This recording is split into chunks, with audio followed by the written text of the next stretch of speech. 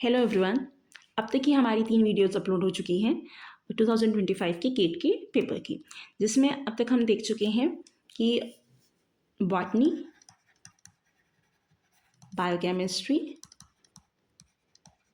और माइक्रोबायोलॉजी, ये 3 सेक्शंस की हो चुकी हैं। आज हम देखेंगे जूलॉजी के बारे में। ठीक है, तो सबसे पहला बहुत ईजी क्वेश्चन 12th क्लास में ये हम पढ़ते थे। Which of the following is a brood, मतलब which one of the following is a brood parasite. तो ब्रूड पैरासाइट जो है वो कुकू शो करता है कि वो अपने बच्चों को किसी और के बच्चों के साथ में मिला देता है। ठीक है, during the development of the mammalian embryo yolk sac is found by which one of the following. तो यॉर्क सैक किससे बनता है? यॉर्क सैक बनता है प्रिमिटिव एंडोडर्म हाइपोब्लास्ट्स के थ्रू। ठीक है,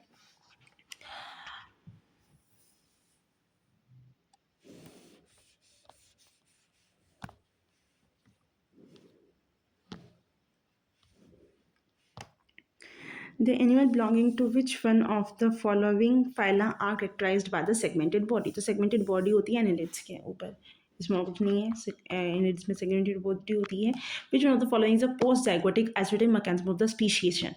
Speciation में अगर आपको स्पीशीज को अलग अलग रखना है तो पोस्ट जाइगोटिक कौन सा एक मैकेनिज्म है आइसोलेट करने का? तो पोस्ट जाइगोटिक जो है वो हाइब्रिड स्टेरिटी है कि अगर आपने जो भी आपके पास में हाइब्रिड्स बने हैं वो स्टेरल हो जाएंगे तो एक नई स्पीशी नहीं बन पाएगी। ठीक है, वो तब बन पाती है अगर जो हाइब्रिड्स बने वो स्टेरल नहीं है, वो ब्रीडिंग कर रहे हैं, तो एक अलग ही स्पीशी वहाँ पे क्रिएट हो सकती थी। लेकिन जब भी दो स्पीशीज़, ज़्यादातर ये होता है दो स्पीशीज़, अगर पहले तो बात दो अलग अलग स्पीशीज़ एक ऑफस्प्रिंग नहीं बना सकती, प्रोड्यूस ही नहीं कर सकते। अगर बन भी जाता है तो उनका ऑफस्प्रिंग जो होता है हाइब्रिड वो फर्टाइल नहीं होता, स्टेरल हाइब्रिड्स बनते हैं। ठीक है, उसके अलावा अगर आप यहाँ पे बिहेवियरल आइसोलेशन की बात करें तो इसका पोस्ट जाइगोटिक से कोई लेना देना नहीं है। ठीक है, जाइगोट बनने के बाद में जो जाइगोट बना है वो स्टेरल होना चाहिए। ठीक है, सीजनल आइसोलेशन भी नहीं है, फर्टिलाइजेशन फेलियर तो फिर तो जाइगोट ही नहीं बनेगा, तो उस वजह से ये भी नहीं है आंसर। अब डेस्मोसोम्स की यहाँ पे बात की गई है। डेस्मोसोम्स क्या होते हैं? तो डेस्मोसोम्स इंटरमीडिएट फिलामेंट्स होते हैं। ठीक है, based on cell addition complex. अब चलो आपको अगर ये भी नहीं पता कि यही वाला है एग्जैक्टली, तो आप यहाँ पे एग्जाम्पल एलिमिनेट करके निकाल सकते हो। डीएनए प्रोटीन कॉम्प्लेक्स नहीं है, सिर्फ सेलुलर ऑर्गेनेल्स नहीं है, कि तो कनेक्शन से इतना तो आपको पता नहीं कि कनेक्शन से जुड़ा हुआ है कुछ ना कुछ डेस्मोसोम्स। तो कनेक्शंस वाली बात करते हैं, यहाँ पे ये भी नहीं है। कनेक्शन से यहीं से आ रहा है कि ठीक है intermediate filament based on cell addition complex, जिससे ये हो गया आंसर। ठीक है, of the foramen of the Panizza, ये प्रेजेंट होता है क्रोकोडाइल्स के अंदर। ये भी देखते हैं यहाँ पे, imagine a population of diploid species in Hardy Weinberg equilibrium. The population has 2 alleles for a gene which are A, small a and the capital A. The number of the individuals with A genotype in this population is 1 in 10,000. ठीक है, the frequency of the A की आपको जो frequency निकालनी है। अब ये होता है ना कि P + Q = 1। ठीक है, एक यहाँ पे आपके पास में स्मॉल ए मान लो, आप एक को कैपिटल ए मान लो। ठीक है, अब उसकी frequency small A capital A की फ्रिक्वेंसी। अब यहाँ पे क्या है कि अगर आप ये भी करें, ये 1 है, आप इसका होल स्क्वायर कर दीजिए, इधर से भी होल स्क्वायर कर दीजिए, आपके पास में जाएगा P + Q P का स्क्वायर + Q का स्क्वायर + 2PQ = 1। ठीक है, तो अभी यहाँ पे the number of individuals with a, ये अगर सिंगल है, ठीक है, अगर कैपिटल ए से आप अगर ऐसा मान लेते हैं 7, ये स्मॉल ए है, ये वाला कैपिटल ए है, तो ये यहाँ पे स्मॉल ए है, ये यहाँ पे कैपिटल ए है, और ये कैपिटल ए स्मॉल ए है। ठीक है, इस तरीके से ये है। तो अभी आपको इसकी फ्रीक्वेंसी पता है, the number of individuals with the a genotype. A genotype की आपको पता है, मतलब आपको स्क्वायर का पता है, पी स्क्वायर की पता है। तो पी स्क्वायर की फ्रीक्वेंसी क्या दे रखी है इन्होंने? 1 in 10,000। ठीक है, आप अगर इसे निकालेंगे तो ये क्या आता है, 10⁻⁻4 ले सकते हो आप इसे, पी स्क्वायर को।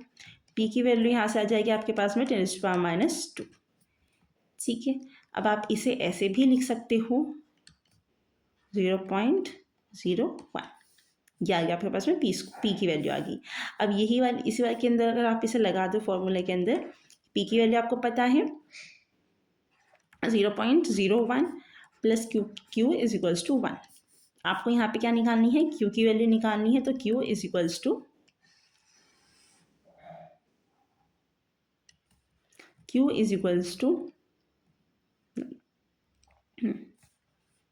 क्यों होना था भाई ये,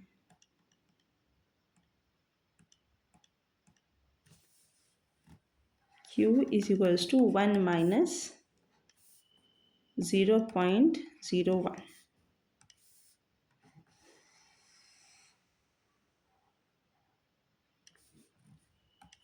इज इक्वल्स टू, माइनस करके देख लेते हैं,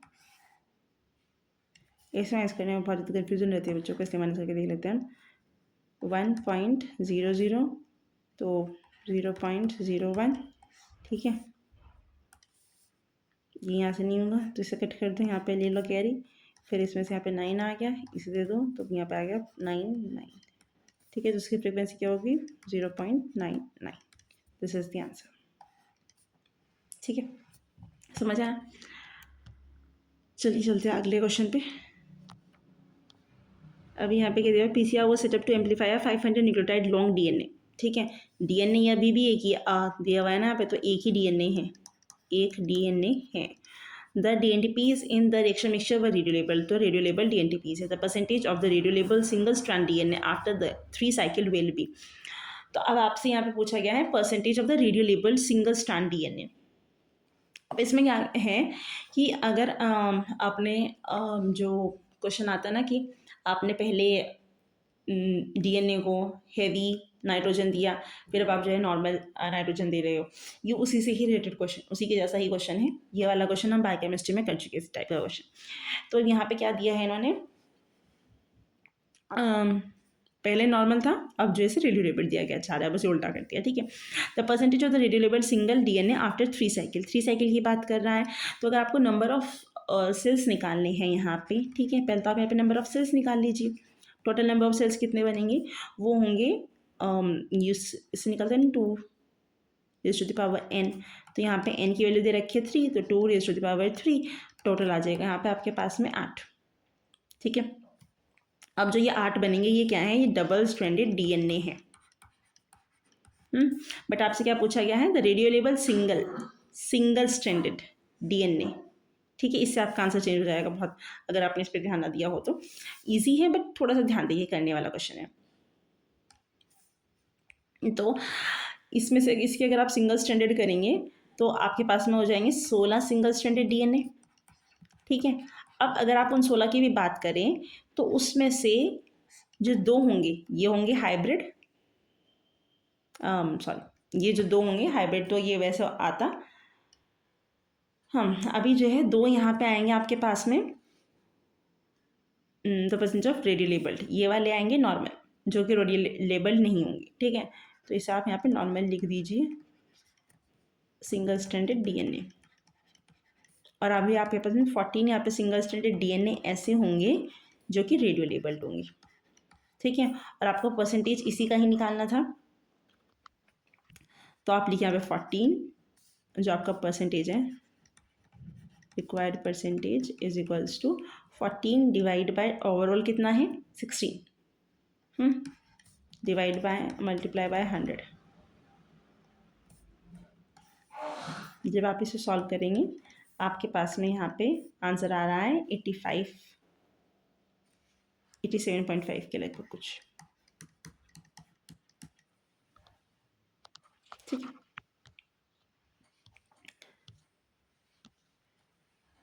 अभी यहाँ पे इस वाले क्वेश्चन के अंदर आपको एंटीबॉडीज़ दी गई है और उनके फंक्शंस दिए गए हैं, मतलब मॉलिक्यूल्स है अगर ज़्यादातर एंटीबॉडीज़ है, उसके अलावा एक केमिक्स दिया हुआ है। अब आईजीएम जो होती है, फंक्शंस या प्रॉपर्टीज़ दी हुई है, आईजीएम पेंटामर होता है। अब अगर ये पेंटामर है तो उसके पास में 10 हैवी और 10 लाइट चेन्स हो सकती है, बिल्कुल हो सकती है भाई। आईजीई एलर्जिक रिएक्शन से एसोसिएटेड है। आईजीए सिक्रीशंस में इन्वॉल्व होता है, तो भाई सिक्रीशंस जो हो ये रहा, सिक्रीशंस में इन्वॉल्व होता है। एमएचसी एंटीजन प्रेजेंटेशन में काम करता है, तो ये रहा एंटीजन प्रेजेंटेशन। ये आपका आंसर सॉल्व।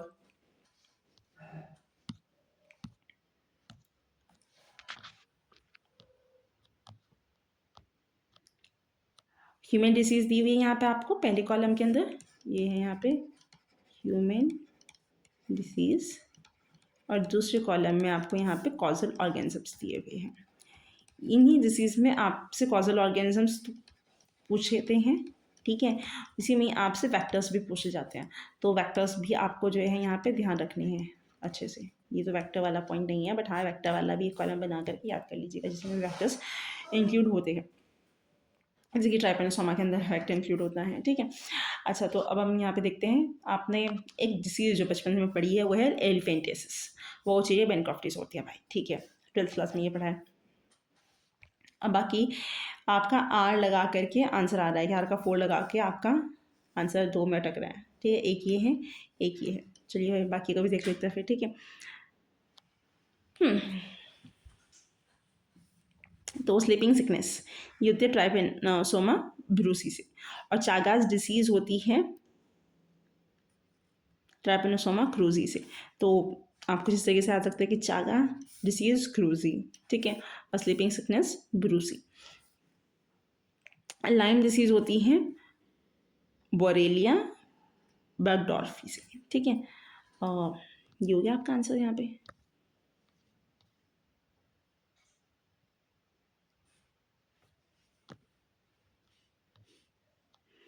इसमें मॉलिक्यूल्स दिए हुए हैं, इनकी प्रॉपर्टी और फंक्शंस ही दिए हुए हैं यहाँ पे भी। तो अब आपका जहाँ पे भी गाइड आरएनए दिखता है ना, वहाँ पे लगा दो सीधा Cas9, क्रिस्पर कैस से जो ये इन्वॉल्व होता है, तो ये लगा दिया। siRNA जीन साइलेंसिंग में काम होता है, siRNA साइलेंसिंग, ठीक है। आरएनए पॉलीमरेज, अब पॉलीमरेज का ये इंपॉर्टेंट क्वेश्चन बनता है एक, कि आप इसे RMT कैसे भी याद कर लीजिए, आप इसे राम तुम, ठीक है। तो बस ये ऑर्डर याद रखना है, यहाँ पे लिखो 1 2 3। तो ये क्या है, आप आरएनए पॉलीमरेज 1 की बात कर रहे हैं। पॉलीमरेज 1 क्या सिंथेसाइज करता है, आरएनए पॉलीमरेज, हाँ आरएनए पॉलीमरेज 1 जो है वो आरआरएनए बनाता है, आरएनए पॉलीमरेज 2 एमआरएनए बनाता है, आरएनए पॉलीमरेज 3 टीआरएनए बनाता है। उसके अलावा भी बनाते हैं, बट मेजरली यही आरएनए प्रेजेंट होते हैं, ठीक है। यही आरएनए से ये बनाते हैं आरएनए पॉलीमरेज। तो आरएनए पॉलीमरेज 1 बनाएगा आरआरएनए, तो ये बनाएगा ये, ठीक है। और बाकी का तो सब यही है। हाँ, उसके अलावा एक रह गया INASP जो है ये राइबोजाइम्स से रिलेटेड है, ठीक है। अब what would be the number of genotype and the phenotype respectively from a cross between genotype AA BB CCDD, और ये क्रॉस दिया हुआ है, एज्यूमिंग इंडिपेंडेंट असॉर्टमेंट और डोमिनेंट रिसेसिव रिलेशनशिप देखने के लिए मिल रही है, ठीक है। अब अगर हम इसी में देख लेते हैं, यहाँ पे इन्होंने क्या दिया हुआ है, AA BB CCDD। अब जो चेंजेस नहीं हो रहे, ये वाला B वाला जो है इसमें कोई चेंज नहीं हुआ, ये एज इट इज़ था, यहाँ पे भी एज इट इज़ है, ठीक, कैपिटल कैपिटल है, तो इसे हम एज इट, इसमें तो कोई चेंजेस नहीं करेंगे, ठीक है। अब बाकी सब में क्या है, AA, मतलब ये सारी चीज़ें सेम ही हैं, ठीक है। यहाँ पे भी कैपिटल स्मॉल है, कैपिटल C स्मॉल c दोनों में सेम है, तो अगर आप एक का निकाल लेते सभी का सेम ही आ जाएगा यहाँ से आंसर, ठीक है। उसके बाद जो हम इसे मल्टीप्लाई करके निकाल लेंगे। तो हमने जो है ये एक ले लिया AA कैपिटल ए स्मॉल है, यहाँ से लिया, और इनके हमने जो है यहाँ पे क्रॉस करा करके देख लिया। उस केस के अंदर यहाँ से आपको बताना क्या है, नंबर ऑफ जीनोटाइप्स आपको बताना है, कितने जीनोटाइप्स पॉसिबल हैं, और आपको फिनोटाइप बताना है। तो फिनोटाइप के लिए तो ये सारे सभी का सेम ही फिनोटाइप होगा, ठीक है, जो भी है, मतलब डोमिनेंट केस आएगा यहाँ से, और एक फिनोटाइप ही यहाँ से देगा, ठीक है। ये वाला रिसेसिव वाला करेक्टर दिया, क्योंकि रिसेसिव डोमिनेंट इन्होंने कहा था। अब मतलब 2 फिनोटाइप यहाँ से मिलेंगे, 2 फिनोटाइप इससे और 2 फिनोटाइप इससे, इन सब की मल्टीप्लाई अगर आप करेंगे तो आपके पास में आ जाएगा 8। ये है यहाँ पे फिनोटाइप के लिए, ठीक है। तो फिनोटाइप इन्होंने बाद में दिया हुआ है, तो ये 8 हो गया फिनोटाइप के बारे में। अब नंबर ऑफ जीनोटाइप, जीनोटाइप क्या है, एक जीनोटाइप ये रहा और 2 जीनोटाइप ये रहे, मतलब 2 नंबर पे जीनोटाइप 1 2 3, 3 तरीके के जीनोटाइप देखने के लिए मिल रहे हैं। इनके क्रॉस से आपको 3 तरीके के जीनोटाइप देखने के लिए मिल रहे हैं, कैपिटल ए स्मॉल ए और स्मॉल ए, ठीक है। आप सेम आपको ऐसे ही यहाँ से तो आपको 1 देखने के लिए मिलेगा, तो अगर आप इनकी मल्टीप्लाई करते हैं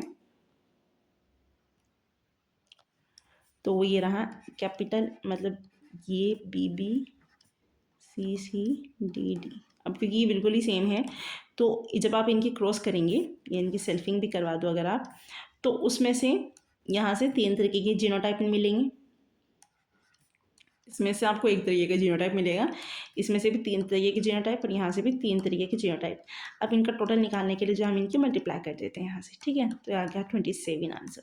तो नंबर ऑफ जीनोटाइप 27 और 8 जो है वाला आपका आंसर आ जाएगा।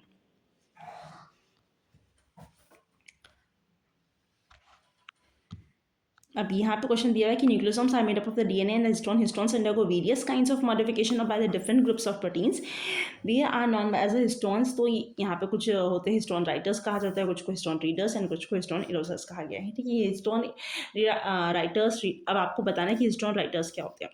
हिस्टोन राइटर्स वो होते हैं जो हिस्टोन्स के ऊपर कुछ भी चीज़ ऐड कर रहे हैं, कुछ भी हो सकता है भाई, ठीक है, वो स्टाइलो मिथाइलो कुछ भी हो। तो जो हिस्टोन के ऊपर ऐड करने वाले हैं उन्हें हम हिस्टोन राइटर कहेंगे। तो इस वजह से ये दोनों जो हो गए हिस्टोन राइटर्स, ठीक है। अब हिस्टोन इरेजर्स की भी यहाँ पे इन्होंने बात की है। तो हिस्टोन इरेजर्स क्या हो जाएंगे, जो हिस्टोन पे से इरेज कर रहे हैं, मिथाइल ग्रुप है जो भी कुछ वो ऐड हुआ है ऑलरेडी उस पर से हटा रहे हैं अगर, तो उसे जो है हम यहाँ पे हिस्टोन इरेजर्स कहेंगे। तो ये हिस्टोन डीएसिटाइलेज क्योंकि एसिटाइल ग्रुप को हटाता है, तो ये एक इरेजर हो गया क्योंकि हिस्टोन ग्रुप पे एडेड एसिटाइल ग्रुप को हटाता है।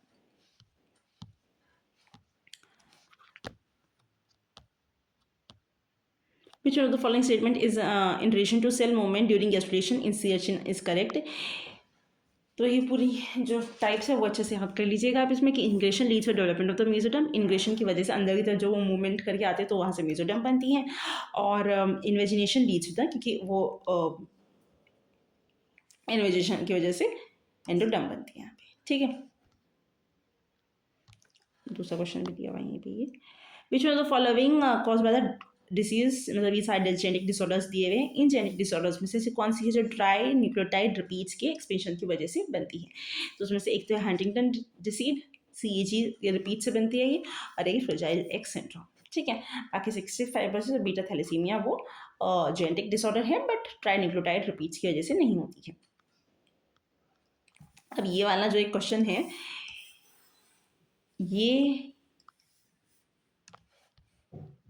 यहाँ पे दिया हुआ है कि the mother and the father of 5 children are carriers. तो अब इन्होंने क्या कहा है कि जो मदर एंड फादर है ऑफ 5 चिल्ड्रंस आर कैरियर्स, ठीक है, of an autosomal recessive allele that cause cystic fibrosis, the probability of having exactly 3 normal children among 5, वो क्या होगी वो यहाँ पे बता दीजिए, ठीक है। अब मदर और फादर जो है वो यहाँ पे कैरियर है, तो हेट्रोजाइगस है। हेट्रोजाइगस मतलब ये यहाँ पे आप कुछ भी ले लीजिए, यहाँ पे ए और सेम फादर भी ऐसे, ये हेट्रोजाइगस है, ये वाली कंडीशन है। अब अगर ये कंडीशन है पेरेंट्स की, तो इनके क्रॉस से जो बेबी होंगे और बच्चे होंगे उनकी क्या कंडीशन होंगी, हम यहाँ पे क्रॉस करके देख लेते हैं। ये इनकी गैमीट्स है ए।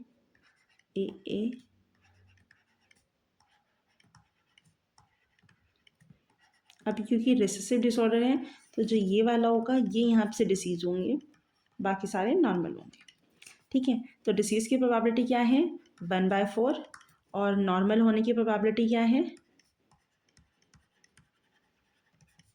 3/4, ये नॉर्मल होने की प्रोबेबिलिटी है।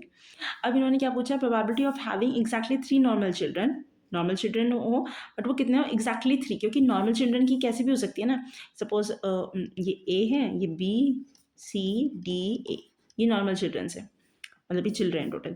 तो ये ऐसा भी हो सकता है कि नॉर्मल हो जाए और ये डिसीज हो जाए। ये भी हो सकता है कि ये नॉर्मल हो जाए, ये डिसीज हो जाए, ये नॉर्मल, ये डिसीज नॉर्मल हो जाए। ये कैसे भी हो सकता है, वो कितने सिचुएशंस बन सकती हैं वो आपको निकालना है, ठीक है। अब उसे निकालने के लिए एक फॉर्मूला होता है NCR, जिसे हम बोल देते हैं NCR। ये यहाँ पे n factorial divide by r factorial और n-r फैक्टोरियल। इससे जो आपको टोटल आउटकम्स पता चलेंगे भाई कितने होंगे।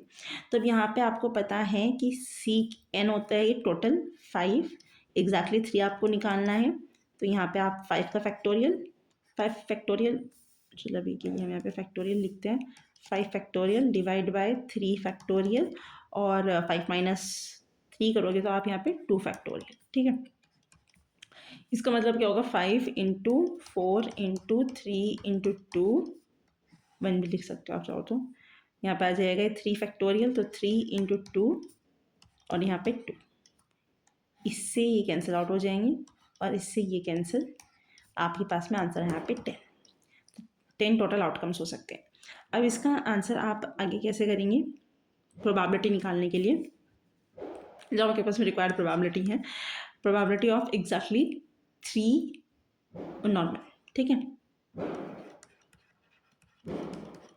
एग्जैक्टली 3 नॉर्मल, उसकी प्रोबेबिलिटी क्या होगी आपके पास में, इज इक्वल्स टू, यहाँ से लिखते हैं, जो आपके पास में आउटकम आया है 10 इंटू, अब आप नॉर्मल मल्टीप्लाई यहाँ पे कर सकते हैं, एक की क्या है 3 डिवाइड बाय, क्योंकि 5 बच्चे ऐसे सभी की लिख लो अलग अलग, 3 डिवाइड बाय टोटल कितनी है 4, 3/4 इंटू 3/4।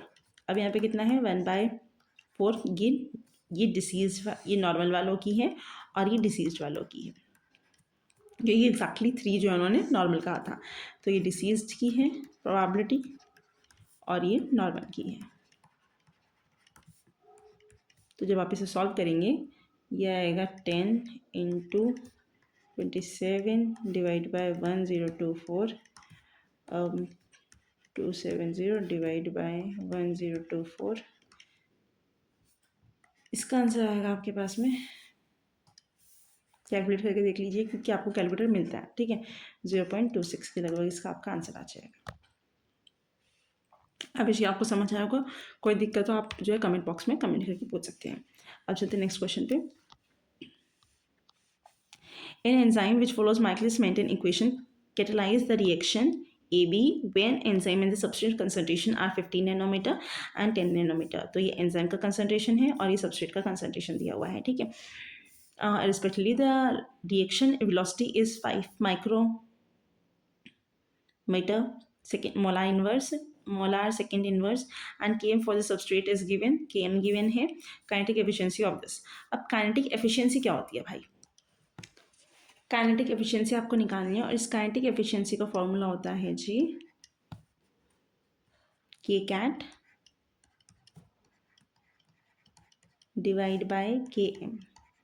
अब के एम तो चलो आपको यहाँ पे गिवन है, ठीक है, 5 माइक्रोमोल मोलार, बट आपको के कैट नहीं गिवन है, के कैट के बारे में बता आपको यहीं पे कुछ नहीं गिवन है, तो आपको के कैट की वैल्यू निकालनी पड़ेगी। अब के कैट का फॉर्मूला क्या होता है, V max is equals to k cat E T, ठीक है। अब यहाँ पे आपको वी मैक्स भी नहीं पता है,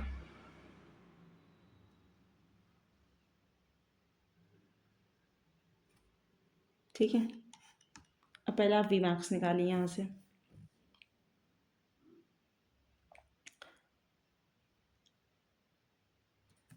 अब वी मैक्स निकालने का फॉर्मूला है वही v is equals to V max substrate concentration divide by K M plus substrate concentration. अब आपके पास में सारे फॉर्मूलेज आ चुके हैं, आप इसके अंदर वैल्यूज़ निकालिए और सॉल्व करके बताइए क्या आ रहा है कमेंट बॉक्स के अंदर अपना आंसर, ठीक है। और अगर आपको तब भी नहीं सॉल्व होता तो हम हमसे मतलब दूसरी वीडियो के अंदर सॉल्व करके बताते हैं आपको, तो इसका आंसर आपको मिलेगा नेक्स्ट वीडियो के अंदर, ठीक है। टिल देन आप कमेंट बॉक्स में बताइए इसका answer. Till then take care, bye bye और पढ़ते रहिए।